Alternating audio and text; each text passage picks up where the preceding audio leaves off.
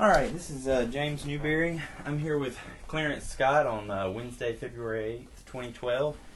And Mr. Scott, I just want to ask if you agree to this interview. Yes, I agree to this interview. All right, I appreciate it. Now, where were you born? I was born in the city of Atlanta, on the west side of Atlanta, in a doctor's home. At that time, my mother said they didn't go to the hospital. It was in a doctor's home on Hunter Street in Atlanta. Okay. And what year was that? 1949. Okay, but now you grew up in Decatur, is that Decatur, correct? right. My mother and father lived on Marshall Street in Decatur, right near the downtown area of Decatur, near the courthouse area. The street's not there now. Well, what's become of that street? It's right now. It's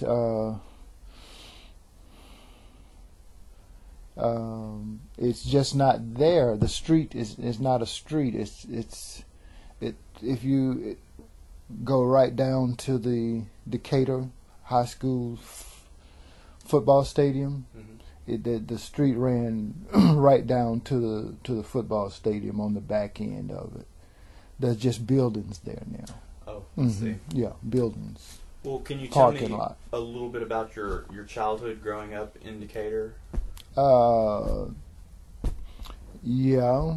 grew up in Decatur, primarily in the black neighborhood. At those times, the neighborhoods were pretty much segregated.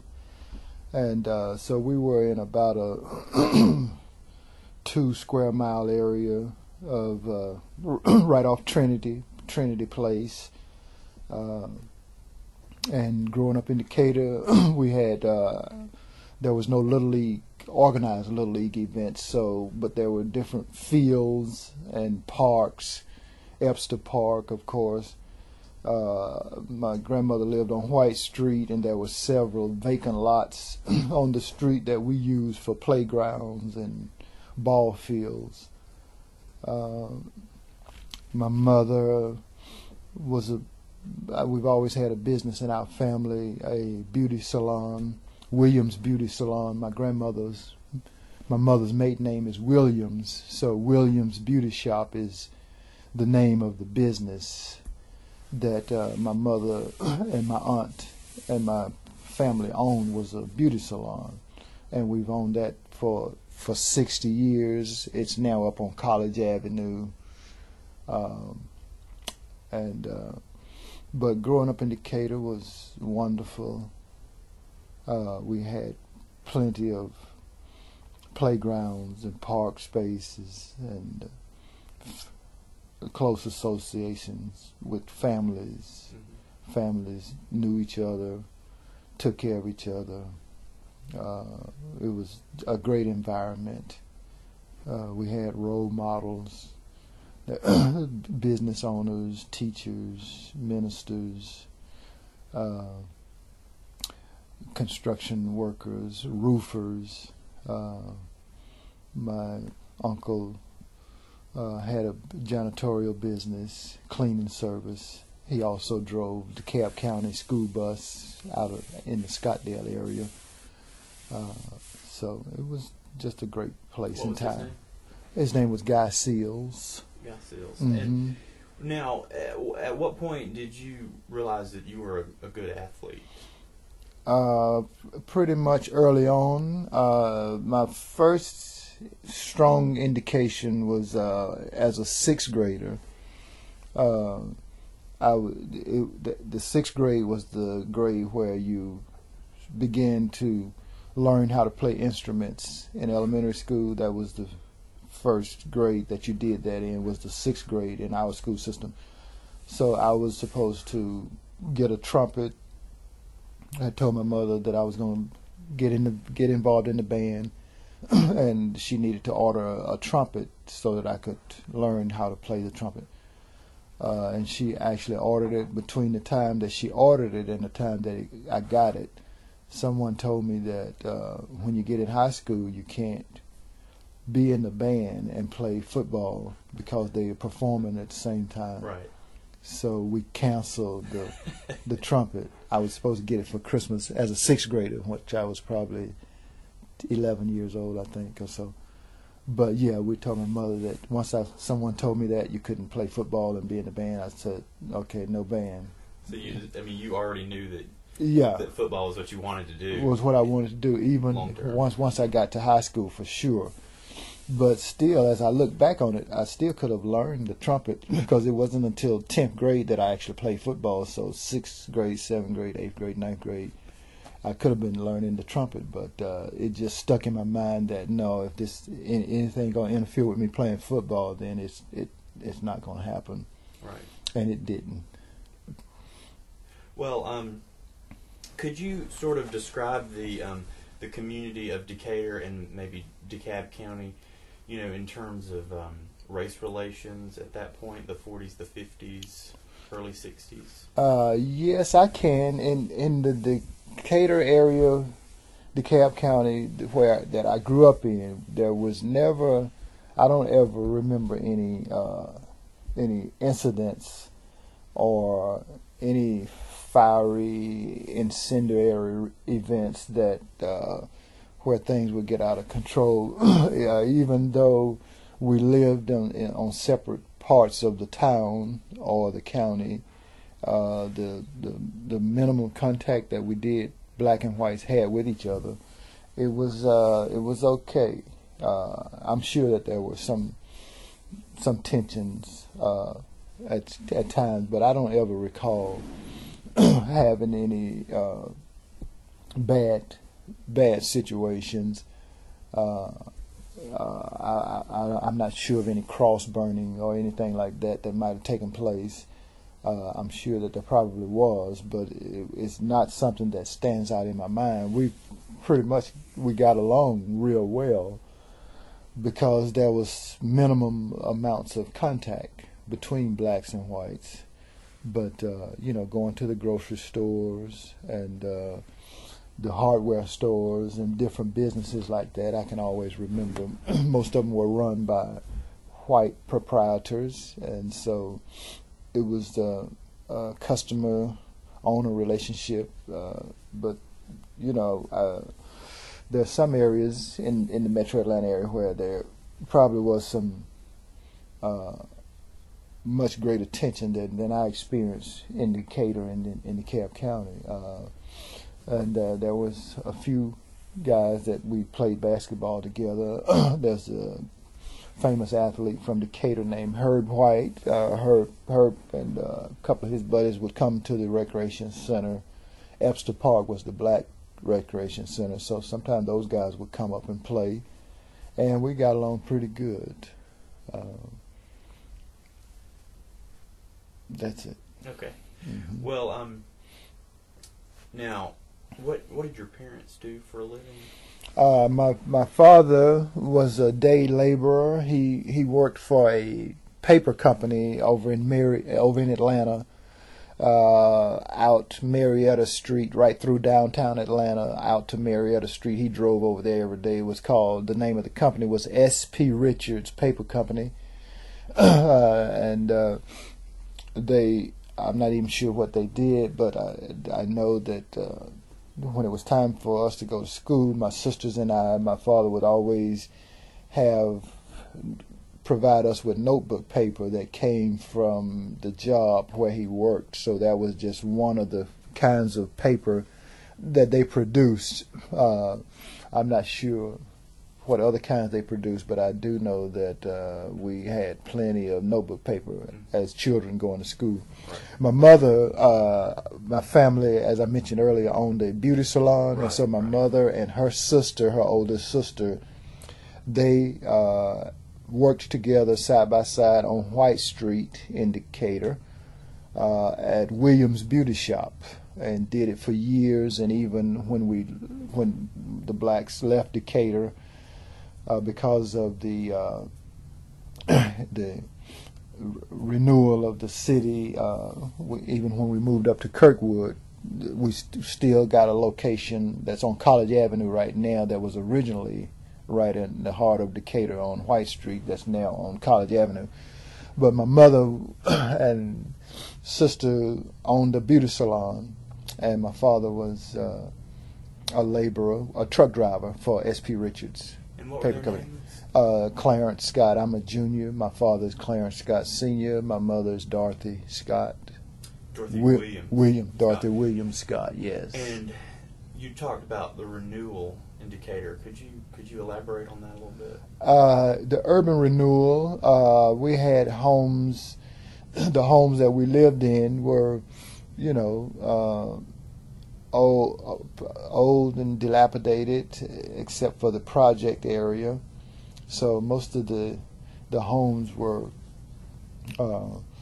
needed to be replaced and revitalized. And so when the urban renewal programs came along, they just tore those old houses down, which they needed to be torn down anyway. So at that point, we began to leave immediate area of Decatur and move up to across Atlanta Avenue, across DeKalb Avenue, up into the Columbia Drive area, Candler Road, out Candler Road, up College Avenue, Glenwood, over into the Glenwood area. That we had to relocate. Some people moved down to Scottsdale, but most people moved up in the Kirkwood area of Atlanta. Those were some of the closer neighborhoods to Decatur, so we weren't too far from our original home when urban renewal came along and we moved away. I see. Mm-hmm. Now, you went to Trinity High School. Yes. And tell me about playing high school sports there. Trinity, first of all, there was Epster Park, is where we played basketball and football and baseball. Trinity was an all-black high school. We were single A in terms of classification, so we would travel to Marietta and play Lemon Street, to Hamilton High School in Scottsdale, Bruce Street in Lithonia, Forest Fountain High School in Forest Park, Fairmount High School in Griffin. We would travel to other single A classification black high schools to participate. But it was a great time because we were in a concentrated area. We had a lot of great athletes for such a small area. You see this newspaper article talks about Trinity playing Hubbard. Yes. It singles out you and Carol Jefferson and Ronald Ward as particular.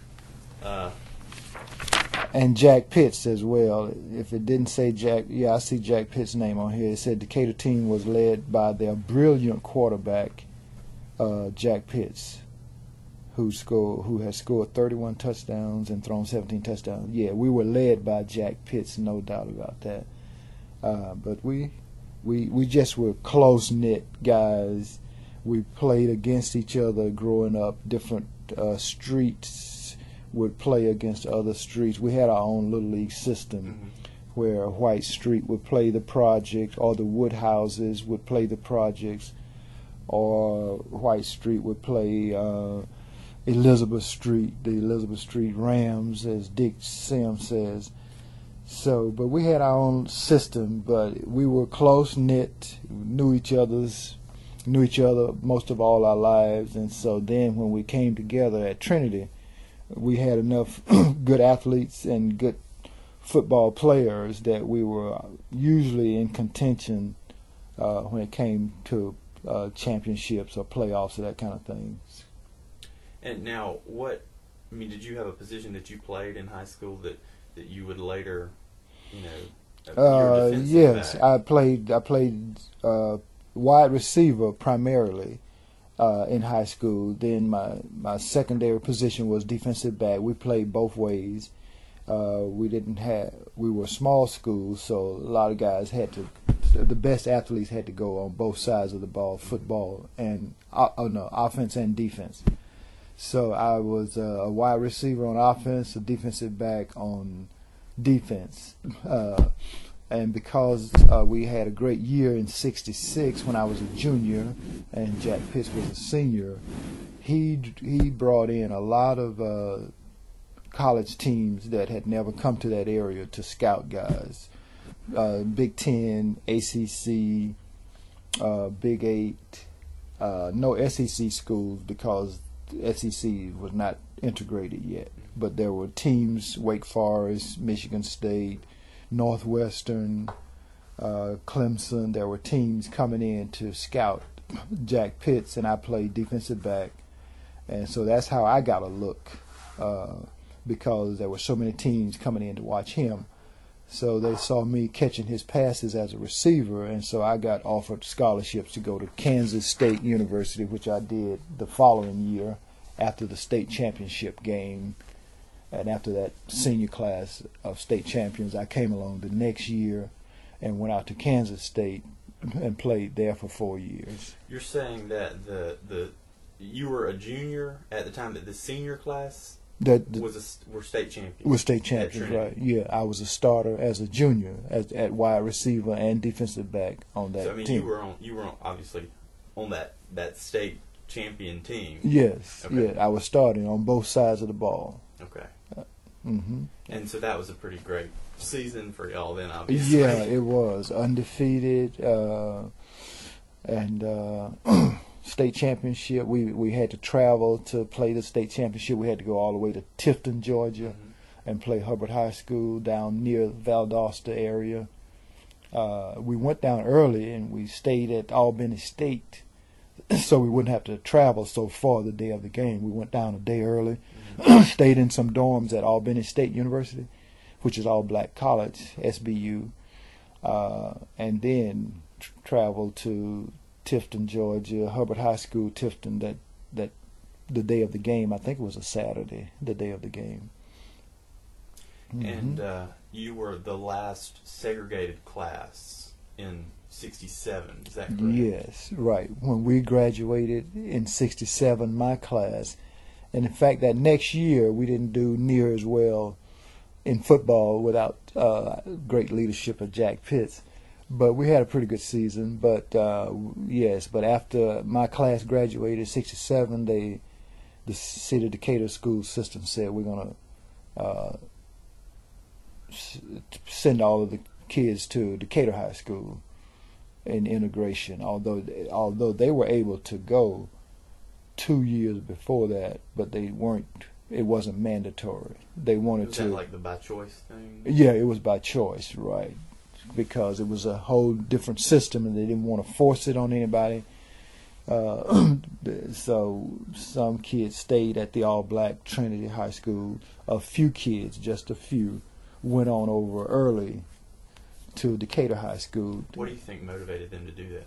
Well, first of all, the opportunity came along. They said the schools are now integrated, so you can go to Decatur High if you like, and Trinity High School is still here. So the first year of integration, they just didn't want to force everybody to go over. So it was by choice, which was great. You didn't choose to? I didn't choose to go. I stayed at Trinity. My best friend, Richard Wilson, was the first black athlete to play on Decatur High School sports scene as a basketball player. His mother was the first African-American mayor of Decatur High School, Miss Elizabeth Wilson. Mm-hmm. But he and I were teammates at Trinity in basketball, but we didn't get a chance to play together as juniors or seniors because he went over and I was supposed to go, but at the last minute I decided to stay at Trinity. And are you glad you made that decision? Yeah, I am. That's my only regret is that he and I didn't get to play together. I thought we could have put together a real special basketball team as well, because we had come up playing together for quite some time, and so I didn't get to play with him as a senior in high school, but I chose to stay at Trinity, and it worked out fine for me. And now, did you have any other choices on college, or did Kansas State just aggressively recruit you? Yeah, I had Michigan State, And I also could have gone to Clemson and Wake Forest, and I chose Kansas State. My coach encouraged me to go to a school other than Michigan State, because Jack Pitts, our quarterback, had gone to Michigan State the year before. So my coach, in his wisdom, he said if I would go to a different school, then that means from Trinity we would have another door open so that guys coming out of Trinity would get a look from a different school other than Michigan State. So I chose to go to Kansas State. So that means that they had two choices now, because we had someone at Michigan State, someone at Kansas State. So we could bring some scouts in to look at guys at Trinity. But little did we know that would be the last year of Trinity. So, sure. But that was okay. It was a good choice. Kansas State was a good choice for me. Now, could you tell me a little bit about your college football career? College football career was just wonderful. I've always gotten along well with people. I've always been mature. So even going away from Atlanta all the way out to Kansas State was a long way from home. I did not have any problems adjusting to being away from home. I know there were some guys who were there with me as freshmen who returned home in their first year just because they was just not used to being away from home, and for whatever reason they decided to return and leave school and go back home. And they only had 50, 60 miles, 100 miles or so to go back home. And I was 600-700 miles from Atlanta, but it worked out okay. I was always starting. Although they recruited me as a wide receiver, they put me in the position of defensive back once I got out to Kansas State. Coach Vince Gibson, who passed away a month ago, God rest his soul, my head coach, he had come from Tennessee. He had come from University of Tennessee, so he had some experience with athletes in the South. But my experience at Kansas State was great. At that time, freshmen played only against freshmen. There were freshman teams. Freshmen had a 4-game schedule, and you didn't play with the varsity until your sophomore year, junior year, senior year. They don't do that now. You can go in as freshman and play. But so we had a 4-game schedule as freshmen. We did pretty good, and then as the next year I was starting on the varsity as a sophomore as a defensive back as opposed to a wide receiver. That was okay. I didn't have a problem with that because I just wanted to play, and I knew I could play, and so they had me starting as a defensive back, cornerback, and for the next 3 years I was starting at defensive back at Kansas State. Enjoyed it very much. Had some good teammates. Lynn Dickey, Larry Brown, that played for the Washington Redskins in the Super Bowl, where Miami beat the Washington to cap off their undefeated season, the only undefeated season, Super Bowl included, that a team has ever had. Larry Brown was the starting running back for the Washington Redskins. He was one of my teammates at Kansas State. And by the time I reached senior, by the time I became a senior, I was the top-rated defensive back, cornerback. I was the top-rated cornerback in the country, and I was the first defensive back chosen in the 1971 draft at number 14. And that class included, I was an All-American. I was Kansas State's first All-American in 34 years. That class included Jim Plunkett, Joe Theismann, Archie Manning were the first three guys to be drafted. John Riggins, J.D. Hill, Jack Ham, Jack Tatum, Jack Youngblood. All those guys were first-round draft picks in 1971, along with myself at number 14. And you were All-American the 1970 season. Right. So what did that entail? Like, what were you able to do? I mean, did you see the president? I don't know what all that involves. Yeah, that's a great question, because what it did involve, it involved, I don't know if you are old enough to remember a comedian named Bob Hope. Oh, yeah. Okay, Bob Hope used to have the All-American team on his variety show during the holidays at Christmas time. So I was invited to appear on the Bob Hope show, which means I had to fly out to California and go to a studio and go through a rehearsal and for the TV program, the Bob Hope variety show. And my mother and family back here in Decatur, they were able to see me on television, not just playing football, but on a variety show with Bob Hope, being a stand-up comedian, while Bob Hope talks about this joke and puts it on you. But it was fun. It was great. Then you get to go to all of the All-Star games at the end of the year as an All-American, and I played in 4 All-Star games between my last collegiate game and reporting to the Cleveland Browns the next year in '71. I played in 4 All-Star games in between. Played in the Senior Bowl in Alabama. Where is that? Mobile. The Senior Bowl that's played in Mobile, Alabama. They used to have a North-South All-Star game in Miami. I played in that one. There's an East-West All-Star game that was played in Lubbock, Texas. I played in that one. And then there was an All-Star game where the top college players used to play the pro team that won the NFL championship. They stopped that game a few years back. We played the Baltimore Colts the year after Jim O'Brien kicked the field goal. We played against them in 1971. So you got a chance to play in the All-Star games, and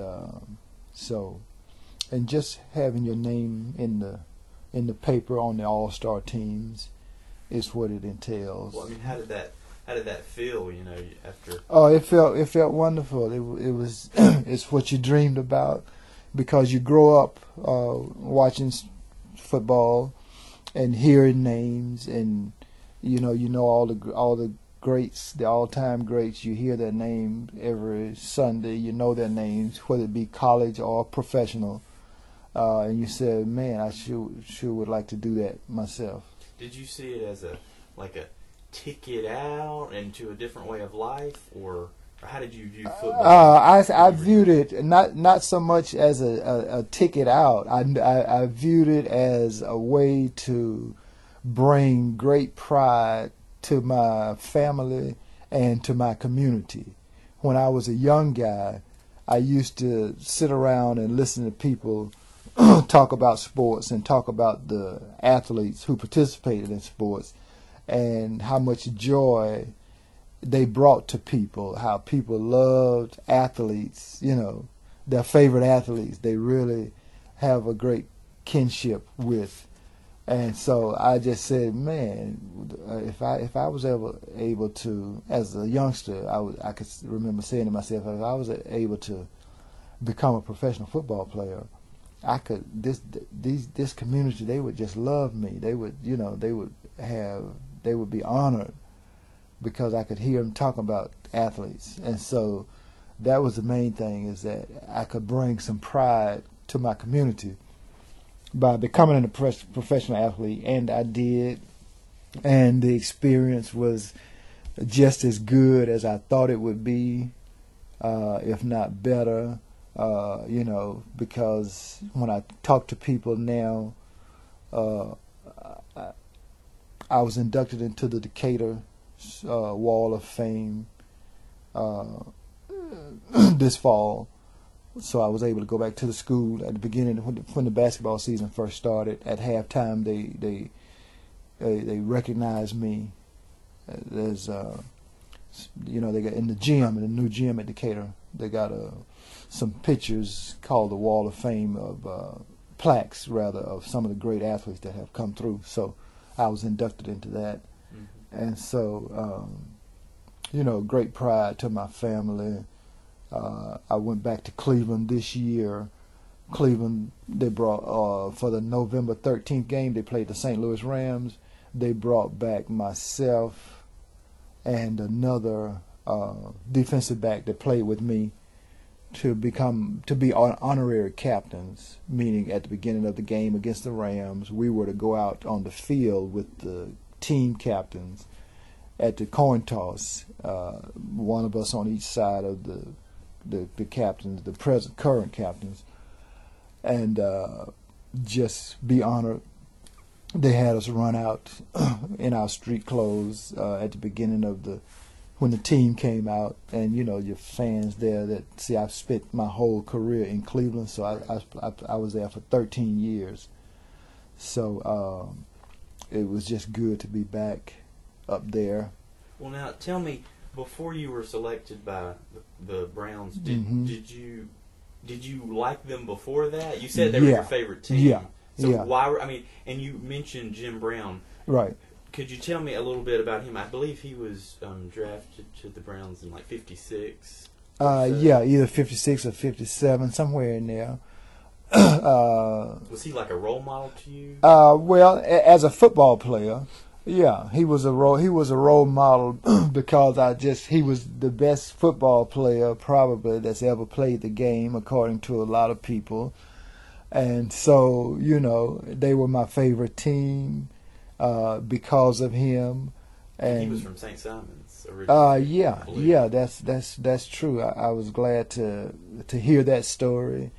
A few years ago, I remember seeing bits and pieces of it on TV, and I didn't know he had a Georgia connection. I knew he went to Syracuse University because you always know where the guys play their college ball. I know he tried to get Ernie Davis out of Syracuse to go to Cleveland also, and he did get Ernie Davis to sign, but he developed some disease and never made it to a camp because he died before he was able to make it to camp. But Jim was just my hero, and so was it because of him that you were a huge fan of that team in particular? Yeah, absolutely. And they were a good team. They were the best team in football at a point in time. Mm-hmm. There's a point back in the day when Otto Graham was playing and some of the other guys. They won what was called the World Championship in '64 before there was the Super Bowl. The Super Bowl came in '68, but in '64 it was called the World Championship game. The Browns played the Colts in Cleveland, Baltimore Colts, before the Colts went to Indianapolis, and they beat them, and so they won a World Championship. But even before that, when Otto Graham was there, they won championships, just right behind each other. So they were well respected in the league at that time, and kind of like New England is today, right? And some of the other teams. I see. Mm-hmm. And you were selected in the first round, right? Number 14 pick is what you said. Mm-hmm. So you were the first defensive back. Can you tell me, were you, just elated, or had you sort of expected it? Did you? How does that work exactly? It is.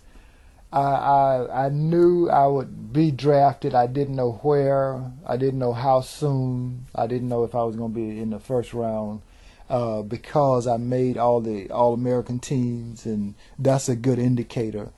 Playing in the All-Star game, being selected as an All-American, that tells you that you're among the top players in the college or pros, whichever one you're in. So that's an indicator right there. But you have no idea exactly when you're going to be drafted. I just had a good feeling that I would be because of I was played in the All-Star games, and that's when the best players go to the All-Star games, are chosen at the end of the year. So it was just great experience for me because I've followed it all my life. Dreamed about playing in it, and then when it happens to you, and see, there's not near as much fanfare then as there is now.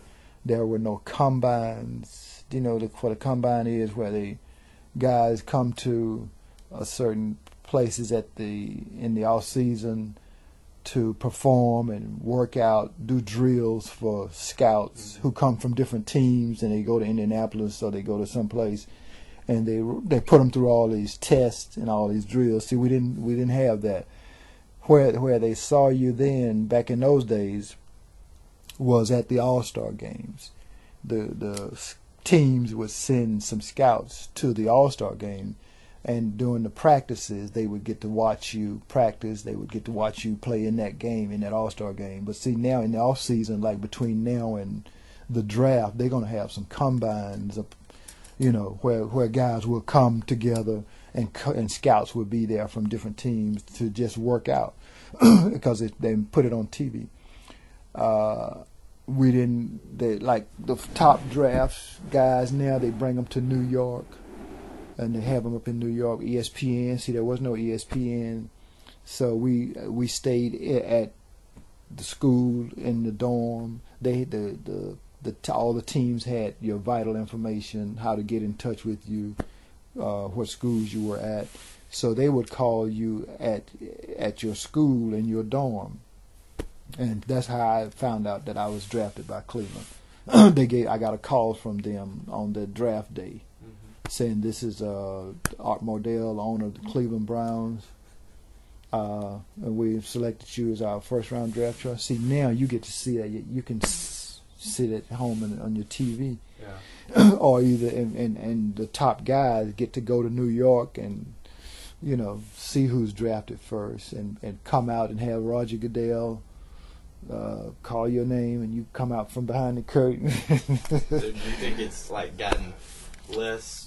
I mean, no, it's just changed with the time. That's just mass communication. Media. Yeah, there's so much more of it now than there was then. Right. And so those are so I have no problem with that. I'm just saying that it's different now because most everything is different. Technology is different.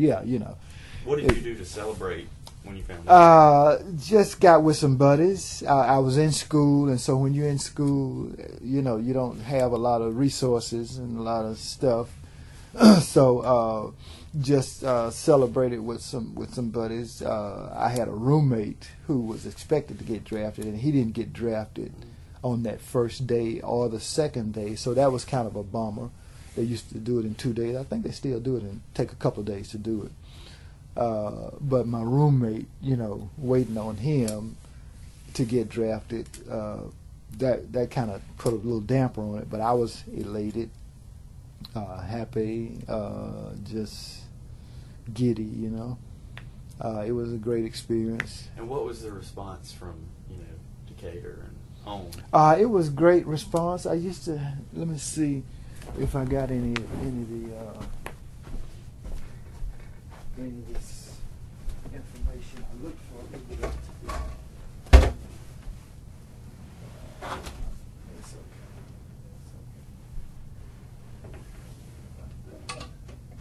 Let me see here.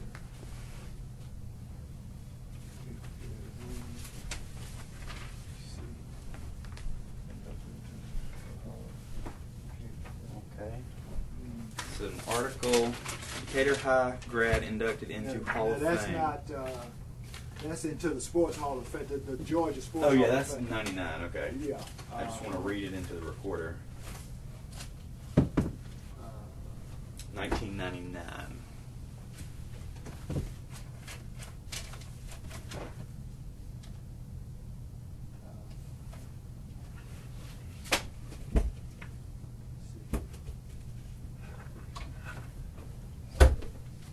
So they might be here. Let me see.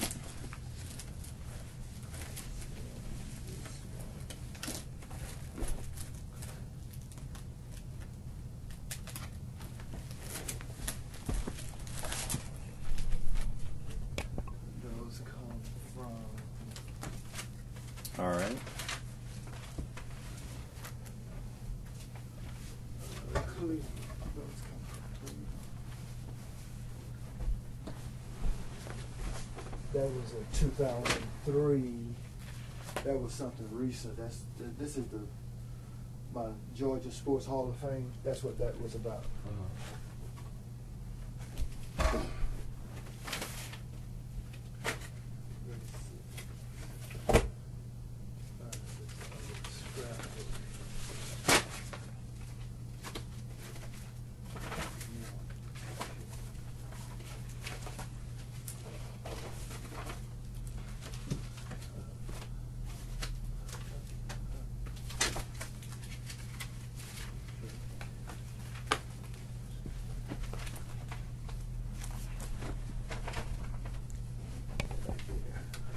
Okay.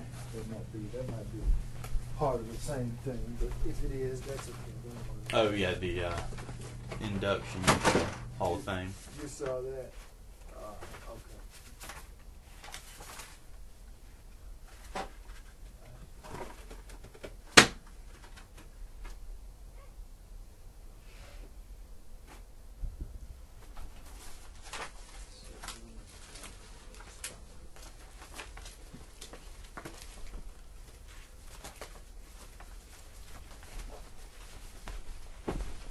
Yeah. But I just can't locate it now. No, that's fine. That's okay. We are all right. No problem. So, tell me about some of the highlights of your professional career. First of all, being selected in the first round was.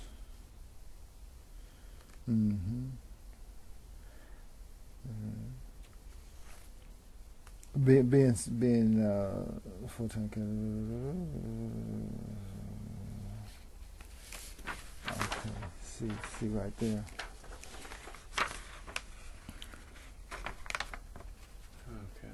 Okay. And this is what they took into consideration for. This shows you my college record. So who nominates? Sports writers. I see. Sports writers, people who cover the guys. And you were 4 times captain of the Browns. Pro Bowl 73 and 74.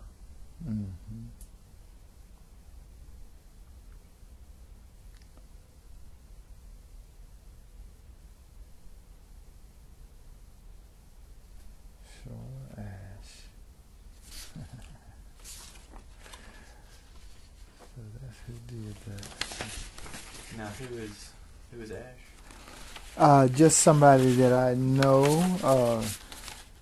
She sent in the information to the Georgia Sports Hall of Fame. Sent this information to them, and they said yes. They said yes. And that induction was in 99. In 99, right. I see. But now you were so according to this, 4 times captain of the Browns, and Pro Bowl honors in the 73 season. And I mean, just you want to talk a little bit about that's was just my best season. That's being selected to the Pro Bowl, and coaches, players. At that time, they weren't going to Hawaii. You know, before they would. It was always played in one of the local stadiums, and. So it was a great honor. It said a good season. The one thing I'd researched said you had 5 interceptions for 71 yards and 1 touchdown, I believe, in that 73 season. 73 season, yeah. So is that the one that stands out among the 13? Probably so. I would say that one. You know, I was shutting down wide receivers. And so it was a good year. And I mean, what was the lifestyle of an NFL player at that point? I mean, I don't. Well, it's wonderful. You know, you're living a dream life. You're doing what you've always wanted to do. You got a job that is a dream come true.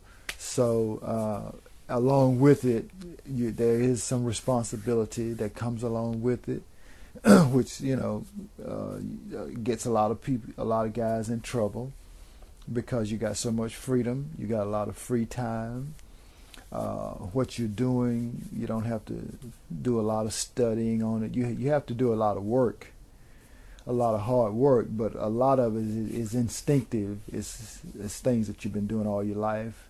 So now you're just getting paid to do it. So you got to have some discipline about yourself. You got to get to places on time. You got to show up when you're supposed to show up because they're paying you. And if you do it irresponsibly, it can be taken away from you right away. Guys get involved in things that the commissioner or the league doesn't like you to do, or doesn't represent the league, and so then they suspend you or fine you. But it's a great lifestyle. People look up to you. And so, as I said, there's a responsibility that goes along with it that you got to keep your nose clean. You got to not look down on anybody else because it can be snatched away from you in an instant. You can be hurt. You can get injured and be away from it. And just spend 1 year in it or less than a year in it. Some guys because of injury. Right. So you just have to be thankful for it when you have it, while you have it, and do the best that you can with it and be responsible to it at the same time. It's a blessing, so you just gotta treat it in a special way. You can't treat it any kind of way. And what kind of city was Cleveland? I mean, you obviously lived there for 13 years. So Cleveland was a great sports town because they had a lot of success. Even the Indians early on were successful as a baseball team. The Browns had been successful, one of the most successful football teams in the NFL back in those days. So, and they had great support from their fans. There's not a lot of other exciting things that go on in Cleveland, or it's not a place that people visit to vacation and do things like that. It's a blue-collar town, but they do love the athletes. They give great support to the athletes, and they just endear you there. When I go back now,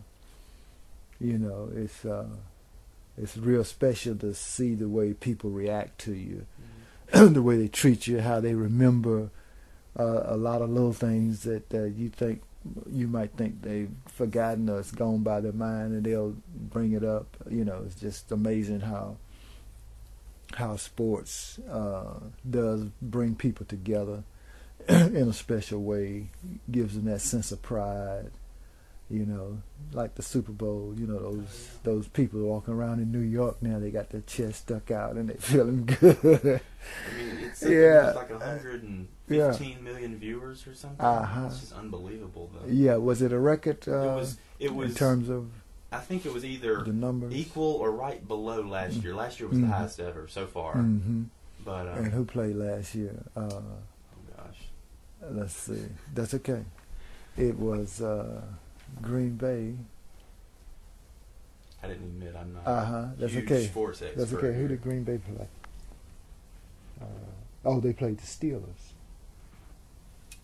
Green Bay beat the Steelers. Okay.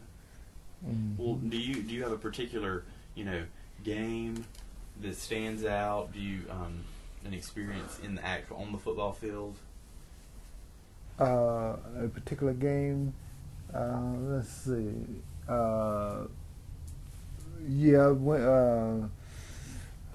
Intercepting Kenny Stabler at the end of the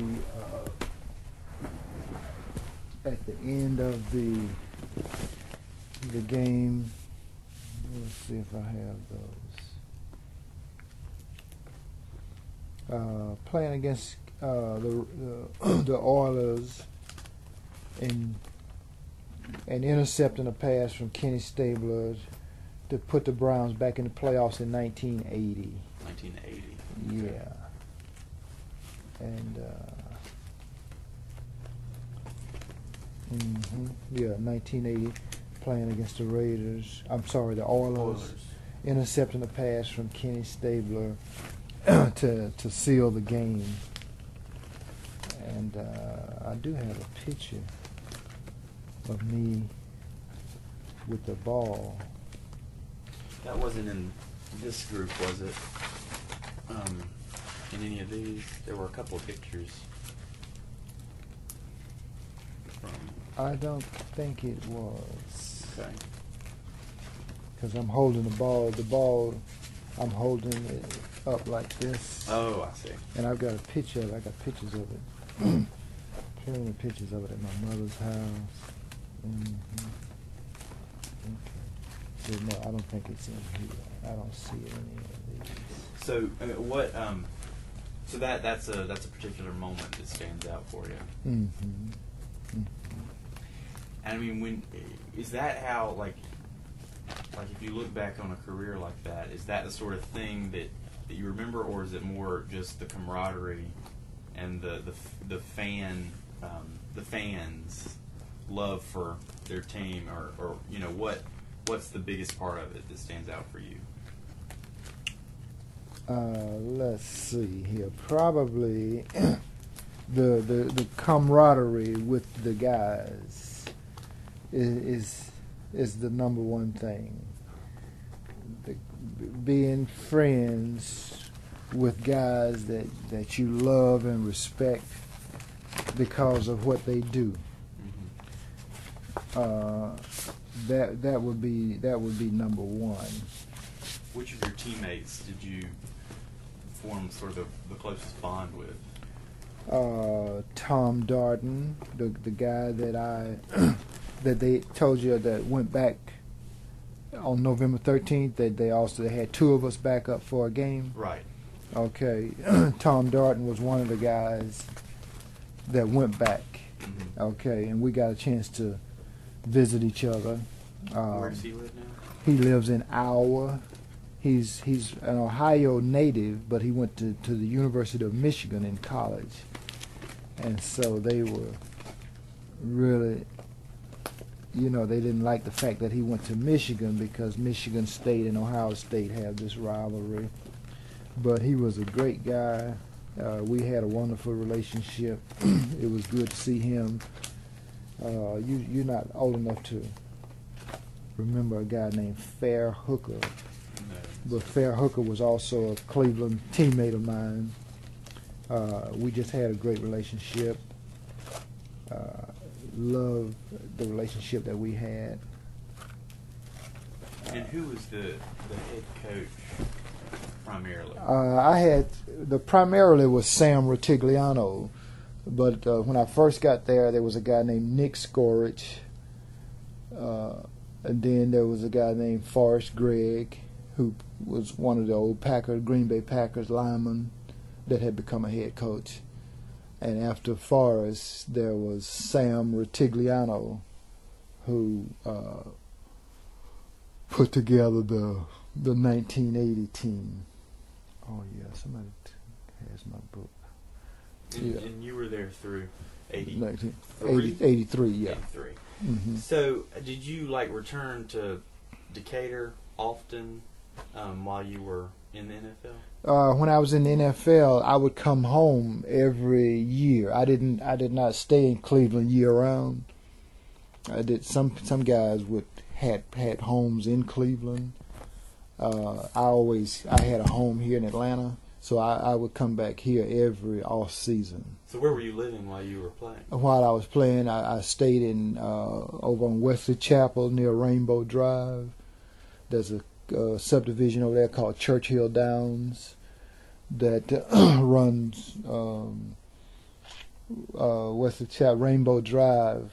Rainbow Drive runs from Columbia Drive to Wesley Chapel. The subdivision was called Churchill Downs, a nice subdivision over near the Southwest DeKalb High School area. I lived right in the district. That's why you were here, while you were in the off season. In the off season, but when the you were season in was over. Cleveland, did you like live in a hotel? I mean, no, I lived in an apartment or a house, or rented a house for the season. So what made you come back to Decatur every year? Because I didn't want to stay up in Cleveland in January and February and March. Because of the weather? Or? Yeah. Okay. Right. And so you maintained a very strong connection to Georgia then? Yeah, because I knew whenever I did get through playing, I was going to be coming right back here. And how would you feel returning to Decatur as, a professional athlete, celebrity, that sort of thing? I felt good about it. I felt good about it because that was my main motivating source while I was playing, was the people in Decatur that I was representing, that I knew was sending up prayers for me, that was wishing me well, that was glad I was in the NFL, because no other black athlete anyway had been in the NFL that had come from Decatur. So when I was there doing it, then the community really adored me, and they were my motivation. Want to represent them and do well because of them. So that inspired me. I know you were a defensive back, so that doesn't necessarily mean you were focused on bulking up, right?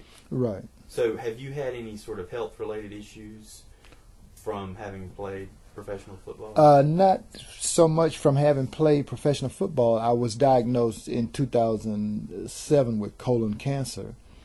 Went through chemotherapy, radiation treatments, went through surgery to remove the tumor. But football related, not so much. Not so much.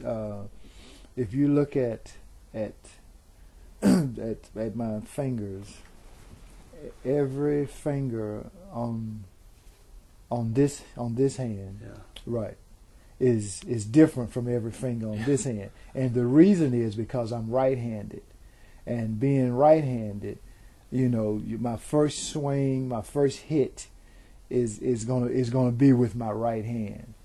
So, see, you mean like the end of the finger? Yeah, right here.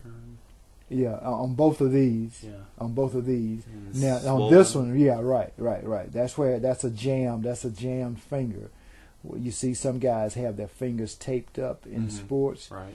Even on that little finger on their right hand. See right in there. At some point, it got jammed up. It got hit, and this one was dislocated. Oh, yeah. But I kept playing. They popped it back in place. I kept playing football. But see, look how different that is from this one. So, yeah. So you say you kept playing, but what did they do playing afterward? Oh, it was okay because it popped back in place. So why is it still so big? It just got dislocated at that instant when I fell on it and rolled over on it. It came up and it was looking funny and it popped back in. It just has never, and I don't know, it has never been the same. I see It has never looked like that since then. But my right finger, and I showed this to my mother not too long ago too. But every finger on this right hand, because that's the one you're hitting with, you're slapping with, by me being right-handed. And those linemen, you should see some of those linemen.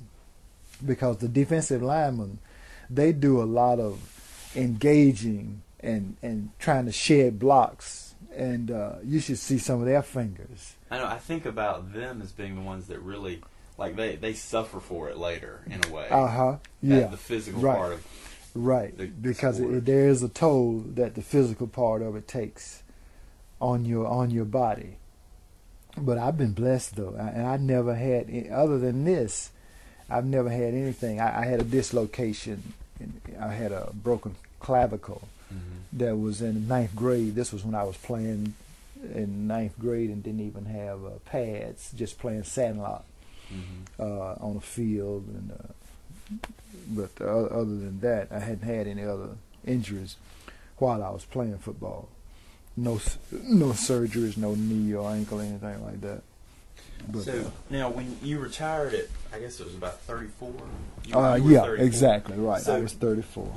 I assume you moved back. I mean, you moved here permanently to your house. Came back. Right. And did you have a career after that? Career. I mean, another career. Another career. The first thing we did was open a travel agency. I had a travel agency over on Memorial Drive. Do you know where the public grocery store is? Or what's the name of this street?